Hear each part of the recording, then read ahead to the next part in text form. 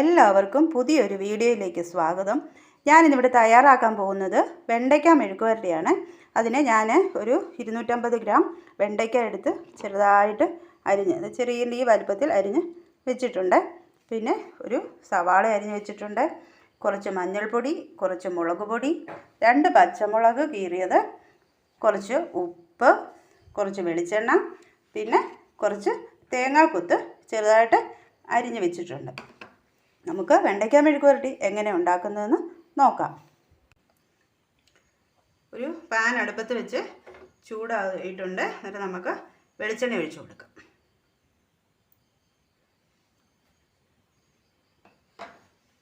അതിലേക്ക് നമുക്ക് വെണ്ടയ്ക്ക അരിഞ്ഞു വെച്ചിരിക്കുന്ന വെണ്ടയ്ക്ക ഇട്ട് കൊടുക്കാം.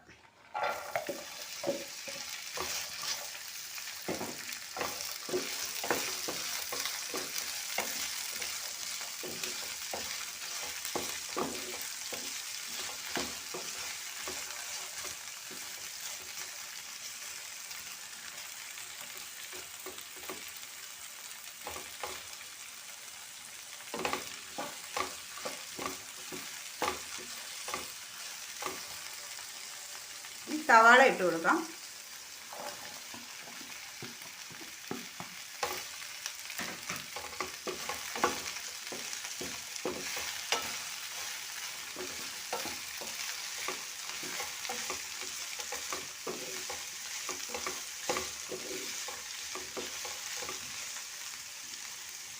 നന്നായിട്ട് വഴന്ന് നമുക്ക് ഉപ്പിട്ട് കൊടുക്കാം. ആവശ്യത്തിനുള്ള ഉപ്പ്.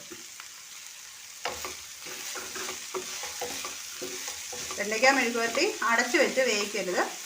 തുറന്ന് വെച്ച് തന്നെ ഫ്രൈ ചെയ്ത് എടുക്കണം.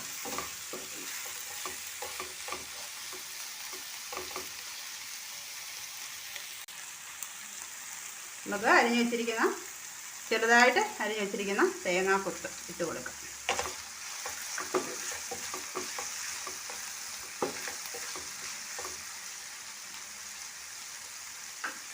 രണ്ട് പച്ചമുളക് അരിഞ്ഞ് വെച്ചിട്ടുണ്ട്, അതിട്ട് കൊടുക്കാം. കുറച്ച് മഞ്ഞൾപ്പൊടി,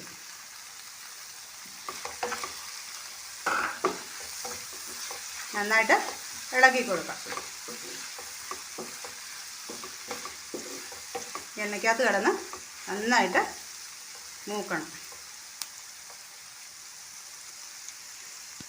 അപ്പം നമ്മുടെ വെണ്ടയ്ക്ക മെഴുക്കുവരട്ടി ഇവിടെ റെഡി ആയിക്കൊണ്ടിരിക്കുകയാണ്. അപ്പം കൂട്ടത്തിൽ എല്ലാവരും സബ്സ്ക്രൈബ് ചെയ്യണം, ലൈക്ക് ചെയ്യണം, ഷെയർ ചെയ്യണം. എല്ലാവരും ഈ മെഴുക്കുവരട്ടി ഉണ്ടാക്കി നോക്കണം. ഇതിനകത്ത് നമ്മൾ തേങ്ങാക്കൊത്തൊക്കെ ഇട്ടിട്ടുണ്ട്. ഇത് കൂട്ടത്തിൽ കഴിക്കുന്ന കൂട്ടത്തിൽ നമുക്ക് തേങ്ങാക്കൊത്തുകൂടി കഴിക്കുമ്പോൾ നല്ല രുചിയാണ്. വെണ്ടയ്ക്ക മെഴുക്കുവരട്ടി എന്ന് പറഞ്ഞാൽ നമുക്ക് വേറെ കറിയൊന്നും ഇല്ലെങ്കിലും നമ്മൾ ചോറുണ്ണും, അത്രയ്ക്ക് നല്ല ടേസ്റ്റാണ്. അപ്പോൾ നമുക്ക് ഇത് പകുതി കൂടുതൽ മൂപ്പായിട്ടുണ്ട്. ഇനിയിപ്പോൾ നമുക്ക് കുറച്ച് മുളക് പൊടി ഇട്ട് കൊടുക്കാം.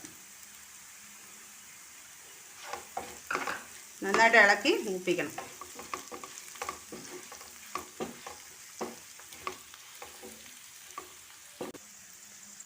നമ്മുടെ വെണ്ടയ്ക്ക മെഴുക്കുവരട്ടി ഇവിടെ റെഡി ആയിട്ടുണ്ട്. നമുക്ക് തീ ഓഫ് ചെയ്യാം. അപ്പം ഇതുപോലെ എല്ലാവരും ഈ മെഴുക്കുവരട്ടി ഒന്ന് ഉണ്ടാക്കി നോക്കണം. നല്ല അടിപൊളി രുചിയാണ്. പ്രത്യേകമായിട്ട് ഇതിനകത്ത് തേങ്ങാക്കൊത്തൊക്കെ ഇട്ടൊന്ന് സ്പെഷ്യലായിട്ടൊന്ന് ഉണ്ടാക്കി നോക്കണം. നല്ല അടിപൊളി ടേസ്റ്റാണ്, വെറുതെ പറഞ്ഞതല്ല. അപ്പം നമുക്ക് അടുത്ത മറ്റൊരു വീഡിയോയുമായി വീണ്ടും കാണാം.